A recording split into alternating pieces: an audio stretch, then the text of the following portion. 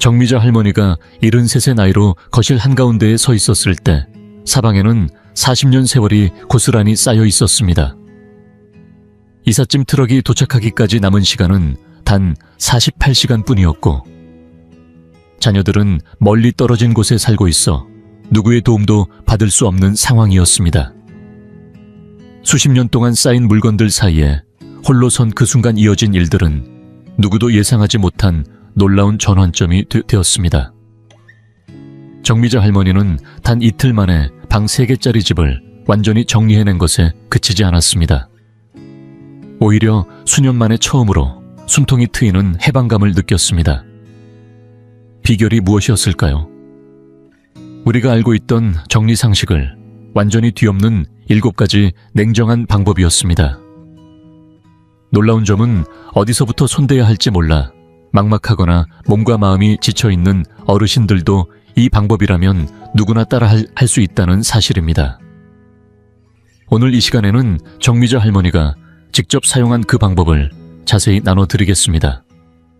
왜냐하면 그녀가 깨달은 방식은 지금껏 어르신들이 정리를 바라보는 모든 시선을 바꿔놓았기 때문입니다. 정미자 할머니는 원래부터 정리를 잘하던 분이 아니었습니다. 오히려 그 반대였죠.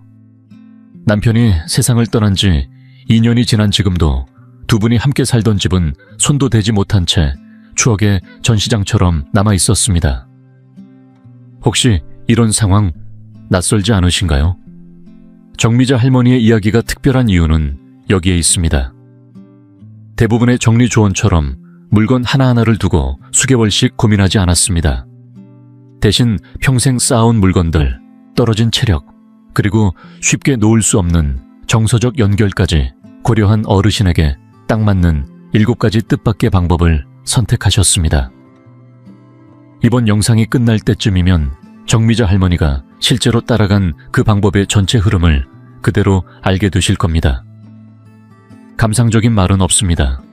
시간이 없을 때 진짜 효과 있는 방법만 담았습니다. 그리고 정리라는 말을 듣기만 해도 숨이 막히셨던 분들 계신가요? 집 전체를 치운다는 상상만으로도 벅차셨던 분들. 댓글에 가장 힘든 점을 남겨주세요. 저는 하나도 빠짐없이 전부 읽고 있습니다. 1단계 병원에서 배운 정리법 트리아지. 정미자 할머니가 처음으로 꺼내든 정리의 비밀 병기는 조금 뜻밖의 발상에서 시작됐습니다. 병원 응급실에서 환자들을 분류할 때 사용하는 트리아지 방식을 집안 정리에 그대로 적용한 것이죠. 병원에서는 모든 환자에게 동일한 시간을 쓰지 않듯 집안의 모든 물건에게도 같은 에너지를 쏟아야 할 이유는 없습니다. 그 단순한 진리를 받아들이자 그녀를 2년 넘게 붙잡고 있던 결정마비 상태는 믿기 힘들 만큼 빠르게 풀려나가기 시작했습니다. 정미자 할머니는 각 방마다 단 15분씩 시간을 정해 자신만의 과감한 3가지 분류 기준을 적용했습니다. 첫 번째는 없으면 안 되는 물건이었습니다. 약봉투, 주민등록등본, 보험서류, 매일 아침 쓰는 찻잔처럼 지금의 일상에 반드시 필요한 물건들만 해당됐죠.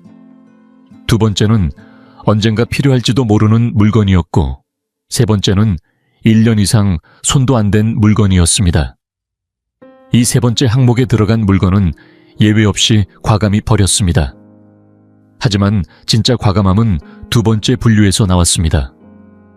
대부분 사람들이 이 언젠가 쓸지도 모른다는 항목에 머물며 아무것도 버리지 못하는데 정미자 할머니는 이걸 아예 세 번째와 똑같이 대했습니다. 언젠가는 사실상 두려움의 다른 이름일 뿐이라는 걸 그녀는 정직하게 인정했습니다. 그리고 모든 물건에 대해 완벽하게 옳은 결정을 내릴 수는 없다는 사실도 받아들였습니다. 실수해도 괜찮다고 그게 자신을 움직이게 만든 원동력이었다고 말하더군요. 첫 번째로 그녀가 정리한 공간은 주방이었습니다. 가장 명확하게 필요와 불필요가 나뉘는 공간이기 때문이죠. 단 15분 만에 그녀는 놀라운 사실들을 마주하게 됩니다.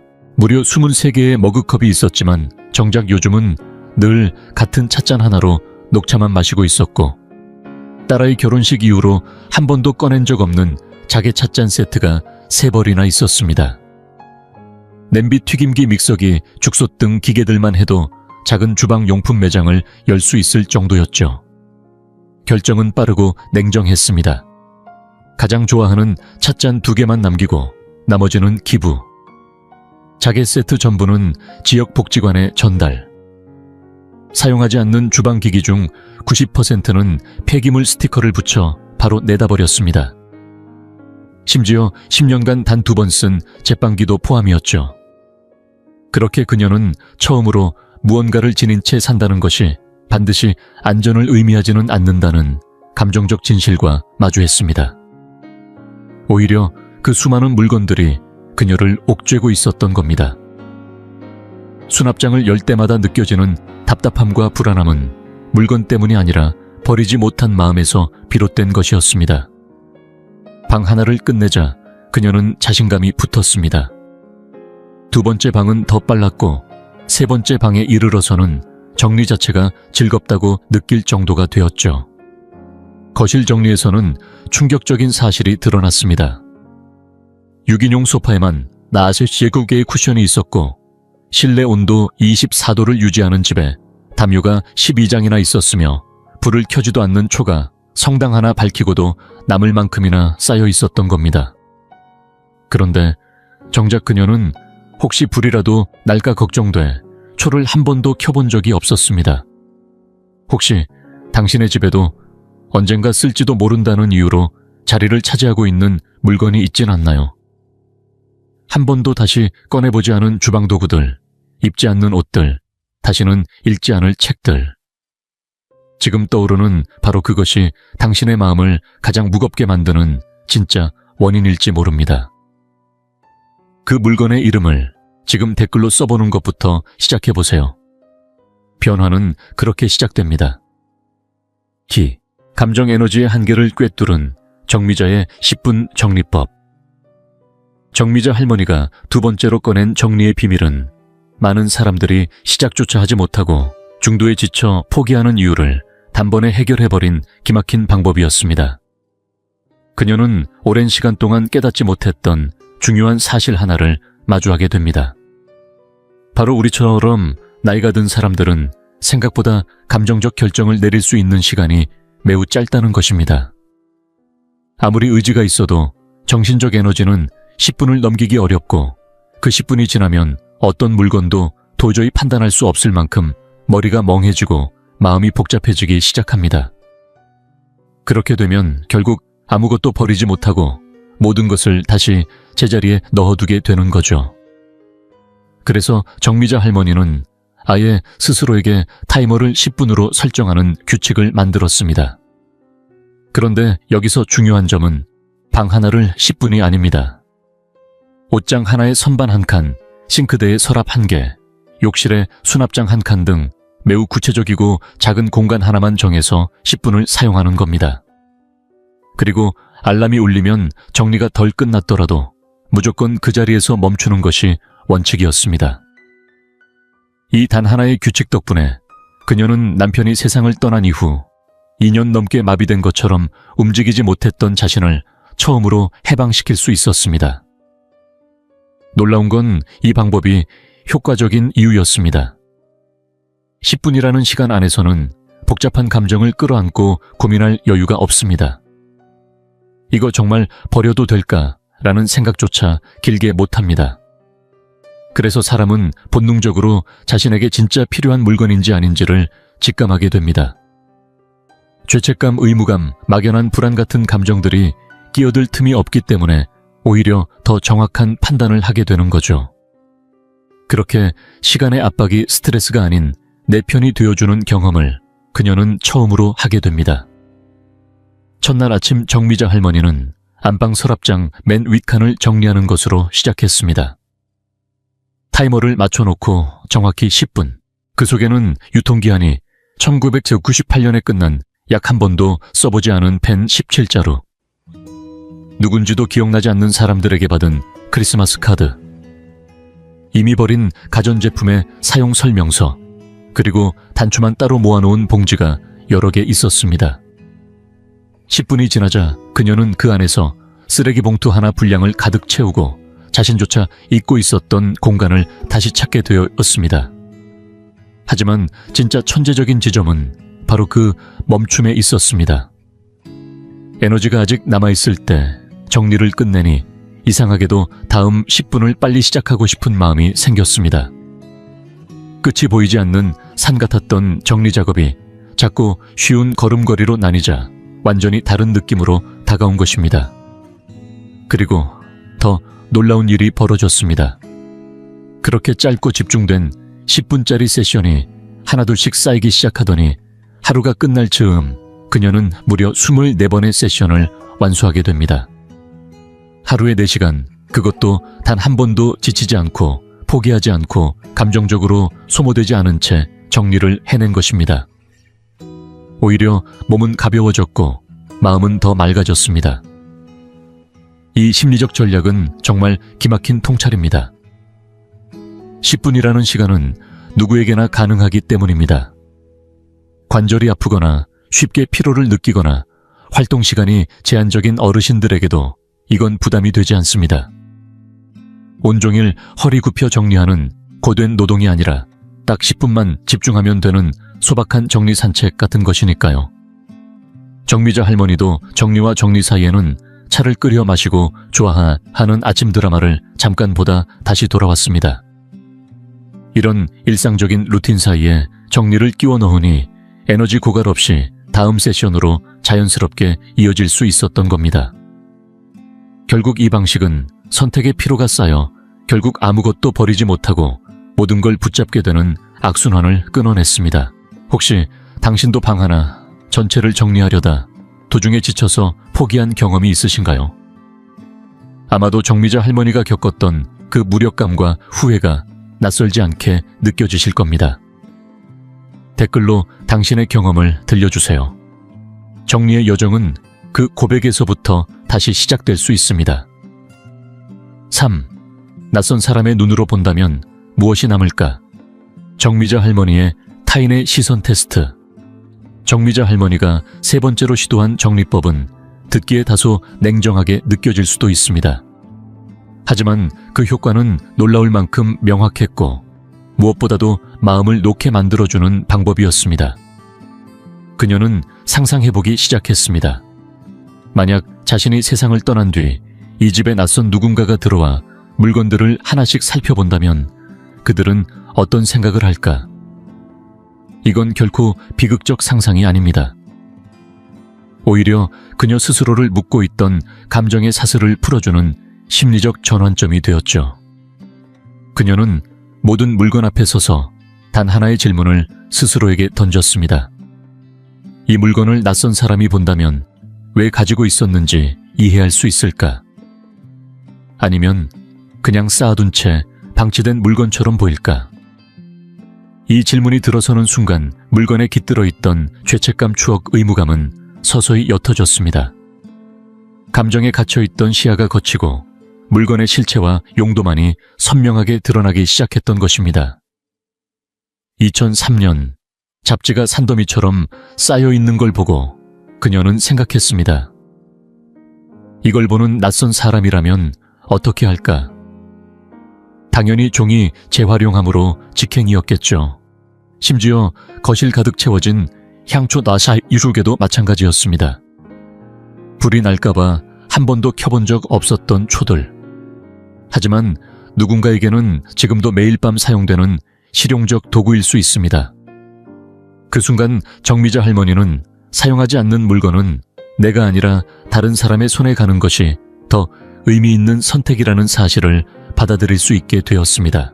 하지만 이 테스트가 진짜 위력을 발휘한 건 그녀가 가장 손을 대지 못하던 감정적 유물이 담긴 상자들에 닿았을 때였습니다. 아이들이 초등학생이던 시절의 그림과 색종이 크레용으로 그린 천진난만한 얼굴들, 손바닥 스탬프가 찍힌 도화지 수백 장.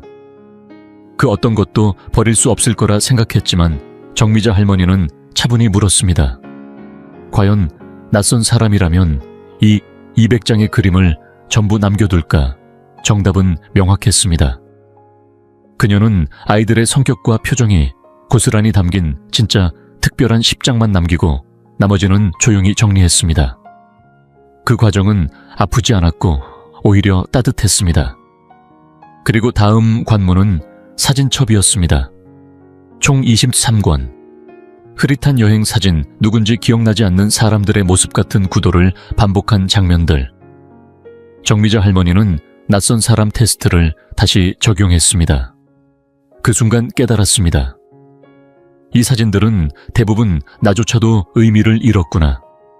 그녀는 23권을 단 3권으로 압축해냈고 그 안에는 진짜 이야기가 담기게 되었습니다. 더 이상 책임감 때문에 남겨야 하는 사진이 아닌 볼 때마다 미소 지어지는 추억만이 남은 앨범이 된 것입니다. 이 방법이 강력한 이유는 단순합니다. 물건을 유지하는 기준이 추억이나 의무감이 아니라 지금의 나에게 가치를 주는가 아닌가로 바뀌었기 때문입니다. 남이 뭐라고 생각할까? 이걸 버리면 나쁜 사람일까 하는 고민이 아닌 내가 지금 어떤 삶을 살고 있고 이 물건이 그 삶의 보탬이 되는가를 중심으로 판단이 이루어진 것이죠. 옷장도 예외가 아니었습니다. 15년 전 교사 시절 입던 정장들이 가득했지만 이미 은퇴한 지 오래였고 그녀의 현재 삶은 동네 아이들에게 동화책을 읽어주는 소박한 일상이었습니다. 그녀는 말했습니다. 이 옷은 지금 누군가에게 더 필요할 거야. 그리곤 깔끔하게 정리해 지역 후배 교사에게 기부했죠. 가장 큰 통찰은 책장에서 나왔습니다. 300권이 넘는 책들, 한 번 읽고 다시는 손대지 않았던 로맨스 소설, 오래된 컴퓨터 설명서, 80년대 다이어트 책, 이미 삶에서 충분히 소화한 자기계발서들. 낯선 사람 테스트는 잔인하리만큼 명확했습니다. 다시 읽지 않을 책을 쌓아두는 건 지적이라는 핑계를 대고 쌓아두는 또 다른 형태의 집착이었습니다. 주방도 다르지 않았습니다. 주걱 12개, 병따개 8개, 밀폐용기 수십 개. 이걸 보는 낯선 사람은 무슨 생각을 할까? 답은 너무나 분명했습니다.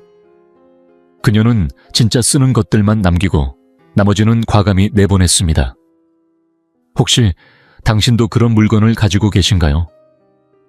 누군가가 당신의 집을 둘러봤을 때 도저히 이해할 수 없을 법한 물건 하나쯤은 말이죠. 지금 이 순간 그 물건을 마음속으로 떠올려 보세요. 그리고 댓글에 적어주세요. 때로는 그 이름을 솔직히 부르는 것만으로도 우리는 그 물건과의 관계를 정리할 수 있게 됩니다. 네 번째 정리 비법은 사실 많은 어르신들이 오랫동안 물건을 버리지 못하고 쌓아두는 가장 큰 이유를 정면으로 건드립니다. 바로 이 질문입니다. 혹시 나중에 필요하게 되면 어쩌지? 그땐 다시 못 구하면 어떡해? 정미자 할머니는 이 불안한 마음에 정면으로 맞서기 위해 스스로 대체 가능성 점검법을 만들었습니다. 이 방법은 단순하지만 강력했습니다. 할머니는 버릴지 말지 고민되는 모든 물건 앞에서 스스로에게 3가지 질문을 던졌습니다. 첫째, 만약 이 물건이 내일 당장 필요하게 된다면 현실적으로 다시 구할 수 있을까? 둘째, 이걸 지금 다시 산다면 실제로 얼마나 비용이 들까? 셋째, 지난 5년 동안 이 물건을 진짜로 쓴 적이 단 한 번이라도 있었을까? 이 질문들에 솔직하게 답하는 순간 혹시 몰라서라는 변명은 무너지기 시작했습니다. 예를 들어 정미자 할머니는 집 곳곳에 드라이버가 12개나 흩어져 있었는데요. 잠깐만요. 과연 그걸 다 써본 적이 있을까요? 답은 아니오였습니다. 드라이버가 필요하면 근처 철물점이나 이웃에게 빌릴 수도 있었고 이마트나 다이소에 가면 5,000원, 5,000원 안쪽으로도 충분히 새 걸 살 수 있었습니다. 결국 할머니는 그중 가장 튼튼한 하나만 남기고 나머지는 기부했습니다. 그때 깨달았습니다. 혹시 몰라서 갖고 있는 것들이 사실은 돈을 아끼는 게 아니라 오히려 나를 지치게 만들고 있다는 걸요. 버리지 않아서 생기는 숨은 비용은 의외로 많았습니다. 창고에 쌓인 물건들 때문에 점점 줄어드는 공간 청소와 정리에 드는 시간. 물건을 볼 때마다 느끼는 압박감과 스트레스, 그리고 정신적으로 느껴지는 혼돈 같은 것들까지. 게다가 이런 물건들 대부분은 몇 년째 쓰지도 않았고 다시 산다고 해도 고작 몇천 원에서 만 원대의 소액이라는 사실. 정미자 할머니는 이 논리를 취미용품에도 적용했습니다. 한때 즐겨 뜨던 뜨개실 하지만 더 이상은 손도 대지 않던 실뭉치들, 오래된 바느질 천조각 굳어버린 미술 물감, 혹시 나중에 다시 하게 될지도 모르니까 라는 생각은 결국 단 하나의 진실 앞에서 무너졌습니다. 만약 내가 다시 시작하고 싶어진다면 새롭고 신선한 재료를 사는 편이 훨씬 낫다. 그렇습니다. 예전 물건들은 가능성을 남겨주는 게 아니라 나의 지금을 짓누르고 있었던 겁니다. 가장 큰 충격은 창고와 베란다에 쌓여있던 가구와 주방 가전에서 왔습니다. 언젠가 손님이 많이 오면 써야지 하고 쌓아둔 접이식 의자들, 하지만 지난 8년간 4사람 이상을 초대한 적은 단 한 번도 없었습니다. 만약 정말로 많은 손님이 오게 된다면 의자는 하루 대여료 몇천 원이면 충분했습니다. 그 의자들이 차지하고 있던 공간은 그 몇천 원보다 훨씬 비싼 대가였던 셈이죠. 그 외에도 10년 동안 2번밖에 사용하지 않았던 제빵기 한때 건강에 좋다며 샀지만 결국 먼지만 쌓인 착즙기. 그 모든 가전들은 할머니의 소중한 주방 공간을 침범하고 있었습니다. 정리 후 할머니는 말했습니다. 그냥 갖고만 있었을 뿐인데도 이렇게 답답했던 이유를 이제야 알 것 같아요. 심지어 공구들까지도. 이젠 집수리를 직접 하지 않는데 왜 수많은 공구들을 쥐고 있었을까요? 정미자 할머니는 젊은 신혼부부에게 기부하고 자신은 간단한 공구 몇 가지만 남겨두었습니다.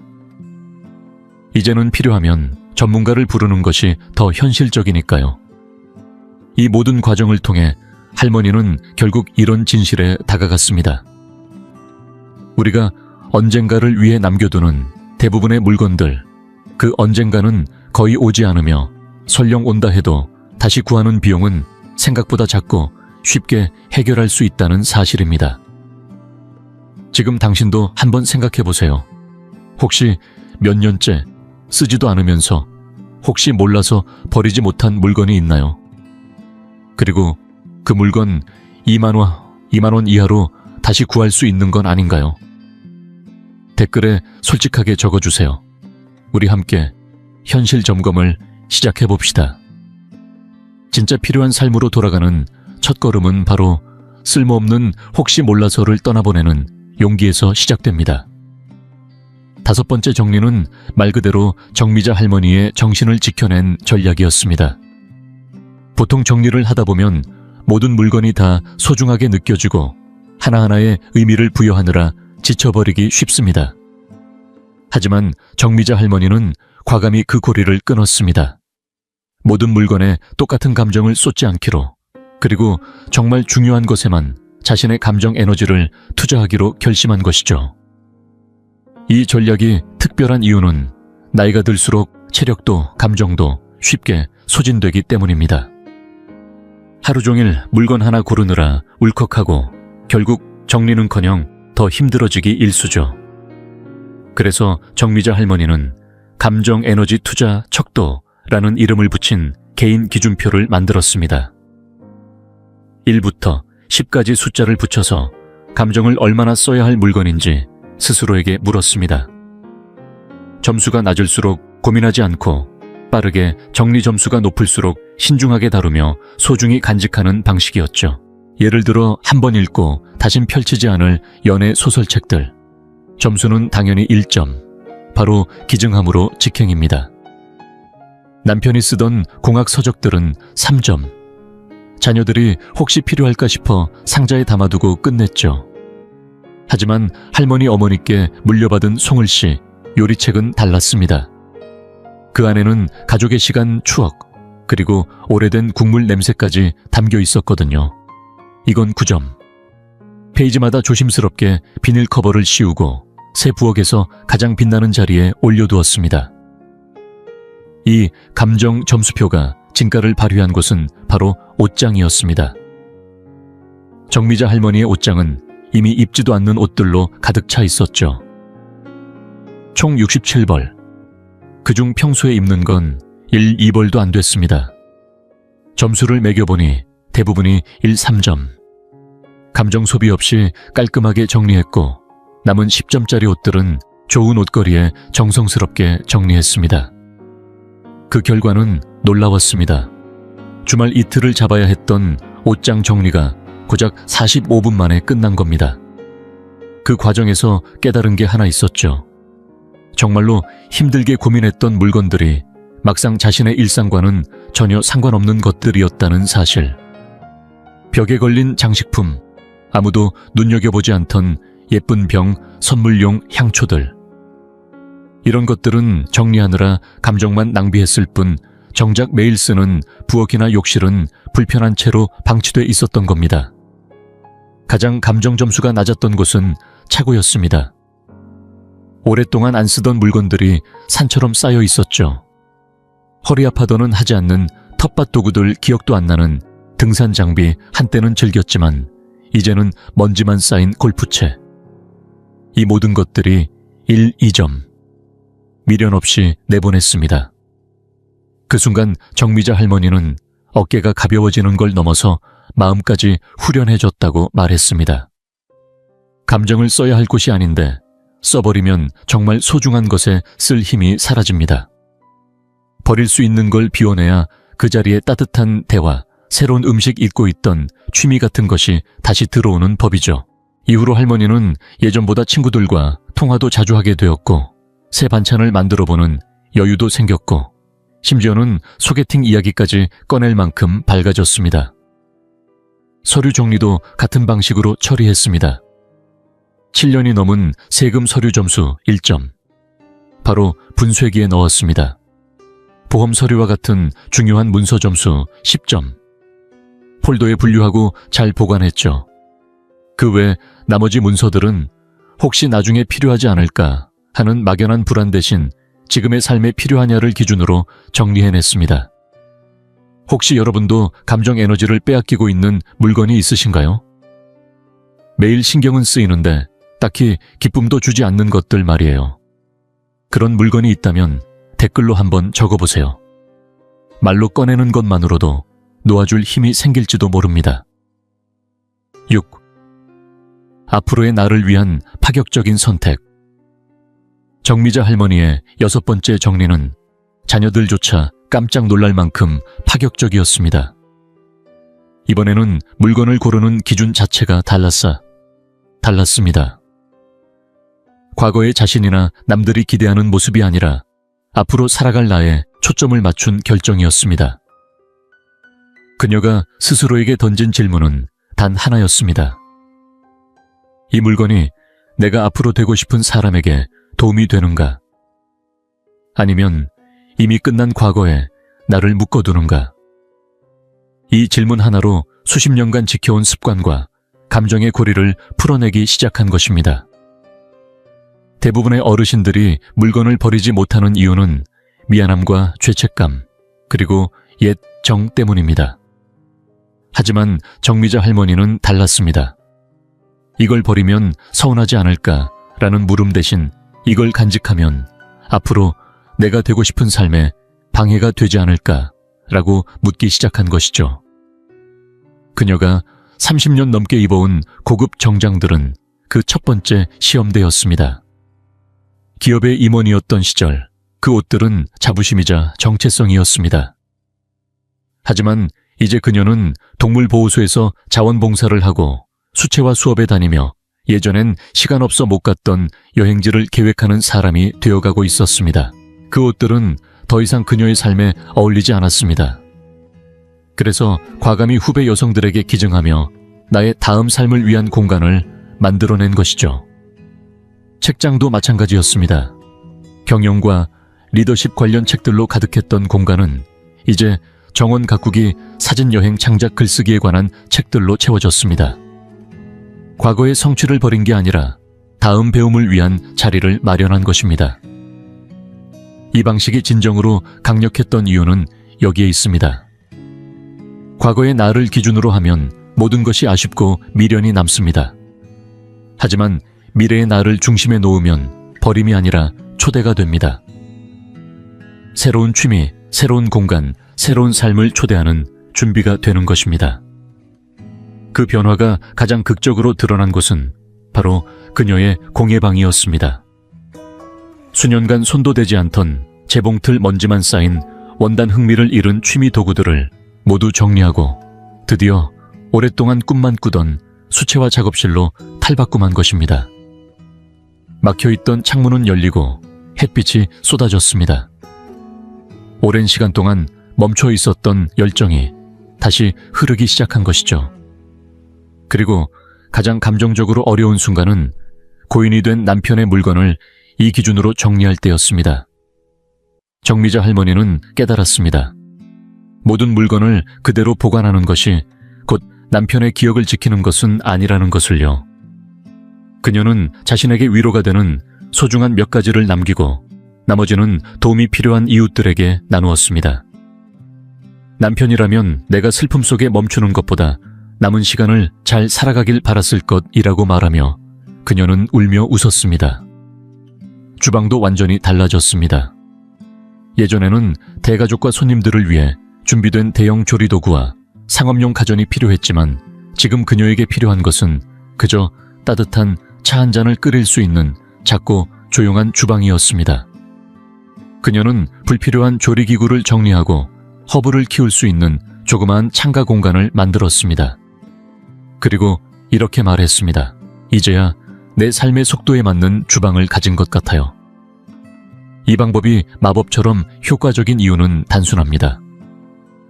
우리는 누구나 변할 수 있다는 것을 인정하고 그 변화에 맞춰 살아갈 권리가 있다는 사실을 받아들이게 해주기 때문입니다. 과거의 내가 지금의 나를 방해하지 않도록 남은 인생을 더 온전하게 살아가기 위해 버림이 아닌 새로운 나에 대한 예의로서 정리하는 것이죠. 여러분은 어떤 사람이 되어가고 있나요? 그리고 그 미래의 나를 위해 지금 무엇을 내려놓을 준비가 되어 있나요? 댓글로 여러분의 미래 모습을 공유해 주세요. 그 고백이 바로 여러분의 다음 여정을 여는 첫걸음이 될지도 모릅니다. 7. 마지막까지 후회 없는 정리. 작별의식이라는 선물 정미자 할머니가 마지막으로 꺼낸 7번째 비법은 그녀의 삶을 완전히 바꾸고 가장 큰 후회를 막아준 결정적인 열쇠였습니다. 바로 물건을 버리는 것이 아닌 보내는 의식을 통해 각 품목과 의미 있는 작별을 나누는 것이었습니다.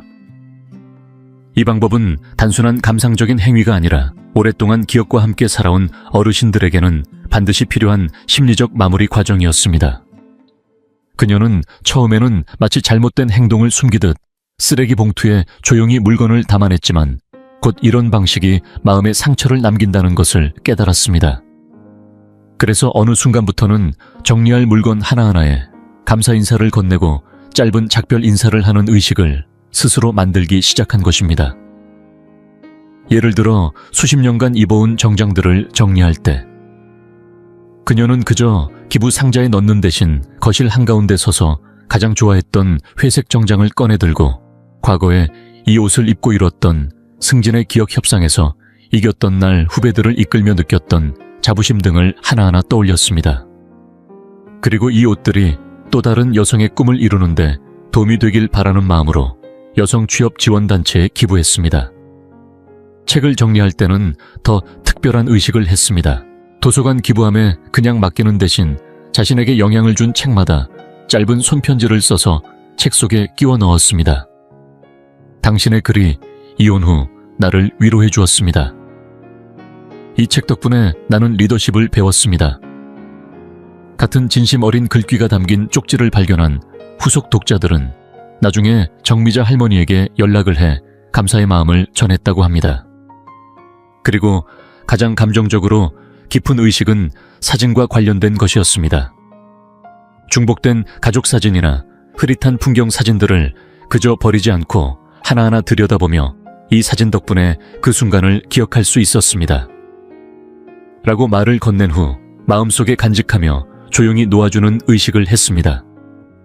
그렇게 하자 물리적인 물건을 줄이면서도 추억은 더 선명하게 남았고 후회는 전혀 생기지 않았습니다.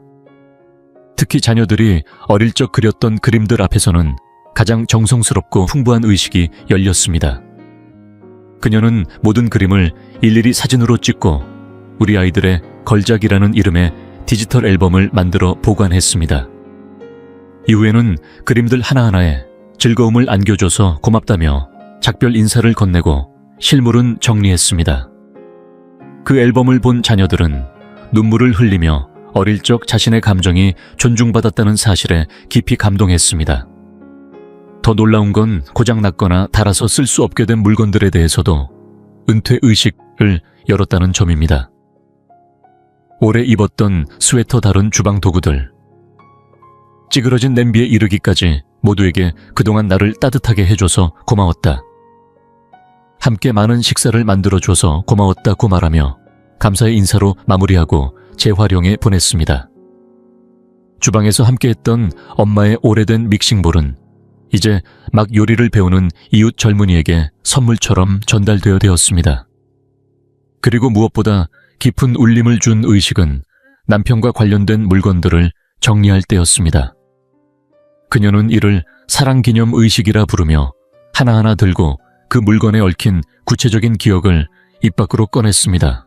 그리고 그것이 위로를 주는 물건이면, 간직하고 고통을 도외살리는 물건이면 축복과 함께 놓아주었습니다. 그렇게 사랑은 버려지지 않고 삶의 한 페이지로 고요히 접혀졌습니다. 48시간이 지난 끝에 정미자 할머니는 수십 개의 작지만 진심 어린 의식을 마쳤고 단 하나의 물건도 후회 없이 정리해냈습니다. 그녀는 이제 과거를 버린 것이 아니라 내 인생을 존중하며 정리했다는 자부심을 안고 새로운 삶을 향해 문을 열었습니다. 혹시 여러분도 추억이 담긴 물건을 놓기 어려워 망설인 적이 있으신가요? 여러분이라면 어떤 작별 의식이 필요할까요? 댓글로 여러분만의 이야기를 함께 나눠주세요. 이 공간은 추억을 정리하며 앞으로 나아가려는 모든 분들을 위한 따뜻한 자리입니다. 정미자 할머니가 이사 트럭이 도착한 정확히 48시간 뒤 모든 준비를 마쳤을 때 비로소 진짜 변화가 시작되었습니다. 비어있는 방보다 더 큰 변화는 마음속에 찾아온 해방감과 새로운 가능성이었습니다. 앞으로의 삶에 진정 필요한 것들만을 담아냈고 무려 12트럭 분량의 물건은 도움이 필요한 가정에 기부했으며 오랜 세월 쌓인 기억들과는 정중히 작별을 고했습니다. 3달 후 정미자 할머니는 새 아파트에서 전화를 걸어왔고 그때 하신 말씀이 아직도 잊히지 않습니다. 집을 정리하는 줄만 알았는데 사실은 내 인생의 다음 장을 준비하고 있었던 거였어요. 현재는 노인복지관에서 미술 수업을 하며 3곳의 자원봉사단체에서 활동 중이고 무려 20년 만에 다시 연애도 시작하셨습니다. 7가지 과감한 정리법은 단순히 물건을 줄이는데 그치지 않았습니다. 진짜 효과는 그 과정에서 내가 누구로 변해가고 있는가를 알아가는 데 있었습니다. 정리는 물건을 없애는 일이 아니라 진정으로 원하는 삶을 위한 공간을 만드는 것입니다. 혹시 정미자 할머니의 이야기에 마음이 움직이셨다면 지금 좋아요를 눌러주시고 이 영상을 꼭 필요한 분에게 공유해주세요. 이 7가지 방법은 직접 실천해야만 효과가 있습니다. 여러분은 어떤 방법부터 시작해보고 싶으신가요? 댓글로 나눠주세요. 저는 모든 댓글에 직접 답변 드립니다. 그리고 진심으로 새 출발을 준비하고 계신 분이라면 구독 버튼과 알림 설정도 잊지 말아주세요. 매주 인생의 다음 장을 더욱 아름답게 만들기 위한 실천 전략을 함께 나누고 있습니다.